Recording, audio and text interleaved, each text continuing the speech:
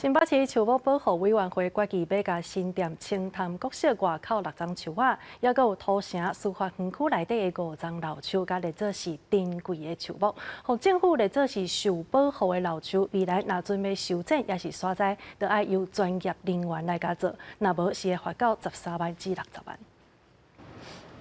伫咧新北市青潭国小的外口，才有6丛60几年以上的面包树，因过捌因为人行道的改善工程险去用错掉，也毋过经过护树团体几若年的争取，当树丛毋但是保留落来，而且嘛互新北市府列做珍贵树木，要来保护甲照顾。 除了这6丛面包树在土城司法园区开发工程内底，也有5丛树为90公分以上的老树，4月28日，互新北市树木保护委员会列做珍贵树木。不过，因为土城司法园区要时间有拍算要刷栽，有护树团体批评在树保会议的时，市府拢无提出详细的规划，就已经通过刷栽的决议。护树团体批评这款的做法上过露出。 我希望讲会当全树冠移植吼，就是规丛树啊来刷树根的部分，爱上少爱，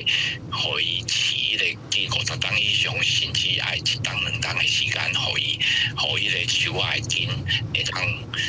慢慢啊长，慢慢啊饲，安尼刷的时阵开活。 新北市府是回应讲，为了保护珍贵树木，会严格看待相关计划，请教专业甲养护建议。另外，根据林保署受保护树木的认定标准，包括100年以上的老树、树为4.7公尺以上，还是树有400平方公尺以上等等。根据林保署的统计，目前国内大约有2200丛。那照新林法的规定，未来若要修剪受保护树木，要有树保人员的证照。目前已经是第3届有个认证办法，上期第2届进前会办培训课程甲考试。 修剪啊，一撮树啊，才会冲上啊，2、3万的左右。因若是科班的话，可能阮就用保持方式来处理。你若讲你毋是科班的，你要爱用这个上课的方式，摕到这个树保人员的这个证书，嘛会使。